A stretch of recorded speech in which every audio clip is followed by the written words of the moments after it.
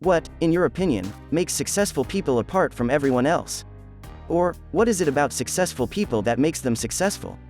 Even while it might appear like there are many things, perhaps even several that are true, they all boil down to a single trait or behavior. If you're curious as to why most people never break free from the cycle of poverty, read on. When a child is only 4 years old, how can you determine if they're going to be successful? What do rich parents unintentionally teach their children that helps them succeed? Then stay tuned as we provide answers to these and other inquiries. We often assume that successful people are intelligent, gifted, or just geniuses when we see them. That is, of course, somewhat accurate. Delaying gratification, however, is the primary factor that sets successful people apart from the rest of us, according to study. It occurs when you refuse to give in to the temptation of an immediate, smaller benefit in favor of an eventual, larger payoff. It's when you return to your work and stop scrolling through your Instagram feed. Alternately, give up YouTube and start studying for your test tomorrow, or head to the gym after work instead of a party. According to study, it's a good habit to be able to postpone satisfaction. It promotes social competency, physical health, psychological health, and academic performance. Walter Mischel carried out a study at Stanford University in the 1960s. The researcher gave 4-year-old children 2 options. They could ring the bell next to the marshmallow whenever they wanted to eat it, or they could wait until I returned, about 15 minutes later, and I would get another marshmallow, so they would earn 2 marshmallows. The experiment was conducted in an empty room with just 2 chairs and a table. Sounds like a great offer? Right? What did the kids choose when the message was, little reward now or huge reward later? Some kids gave in and consumed the marshmallow. Others, on the other hand, managed to postpone gratification and obtain the promised 2 marshmallows. Mischel discovered that children could wait longer if they engaged in certain cool diversion strategies, such as closing their eyes, hiding under the desk, singing, visualizing pretzels in place of the marshmallow in front of them, or altering their perspective of the marshmallow by emphasizing its resemblance to a cotton ball rather than its delicious flavor. The thrilling part begins right here. In 1981, Mischel made the decision to check up on these children to see how they were faring in life and to see whether the experiment he had done may reveal anything about them. Children who waited longer than their peers showed a startling diversity of advantages. They were judged by their parents as being more mature, better able to handle stress, more inclined to plan ahead, and more likely to use reason as teenagers. They also had higher SAT scores, social competence, self-confidence, and self-worth. High levels of impulsivity and aggression as well as conduct disorders were less likely to be present in them. The high delayers had lower adult rates of drug use, other addictive behaviors, and divorce. The experiment even shown that their body mass may be influenced. A preschooler's ability to postpone gratification translated into a 2% decrease in body mass index 30 years later for every minute.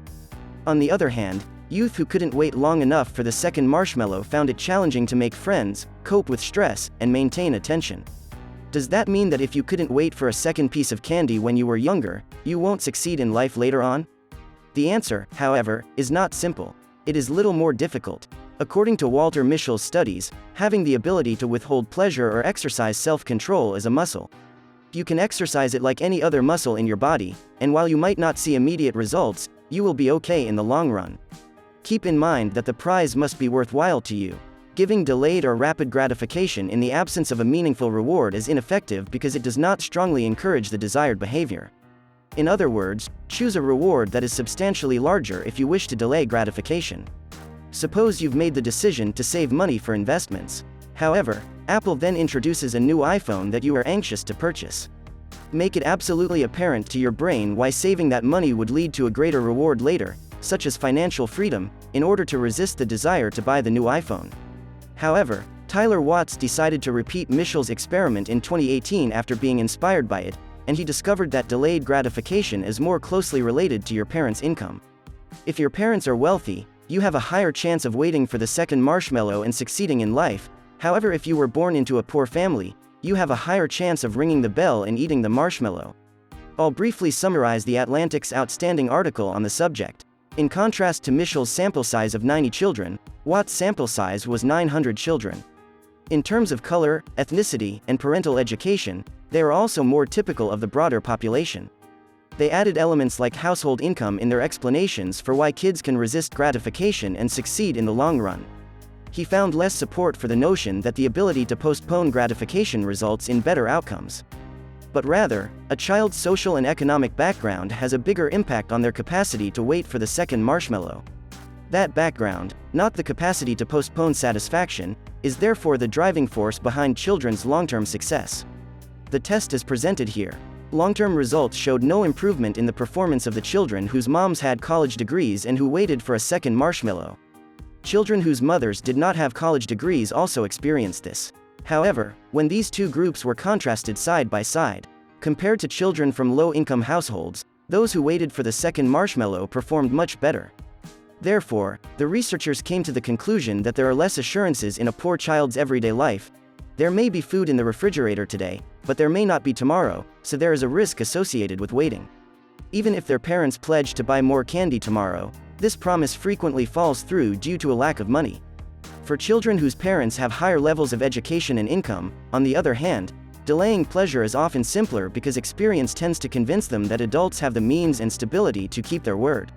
Even if they don't obtain the marshmallow, their parents will still buy them other candies. There is a ton more research that supports this, including this book. Why having too little means so much because of scarcity? How being poor can lead people to choose instant gratification over long-term benefits.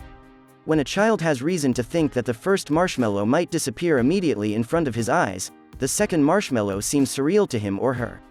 Teenagers who were raised in poverty frequently made the decision to work long hours for low pay in order to support their family. The youngsters splurge on stuff like McDonald's or new clothes on payday despite barely being able to pay their bills. According to additional studies, parents who make less money are more inclined than parents who make more money to give in to their children's pleas for sweets. These results show that whereas wealthier parents tend to make their children wait for higher rewards, poorer parents try to spoil their children whenever they can. It might seem silly to have an ice cream or a shoe bar. However, for low-income families, these are frequently the only luxuries they can afford. And for underprivileged kids, savoring a little delight today might make life seem happier, especially when there is no assurance that there will be more joy tomorrow. It resembles a poverty cycle from which the majority of people will never break free. Give the video a thumbs up if it was useful, and if you're new around here, click the subscribe button and the bell next to it. Many thanks until the next time.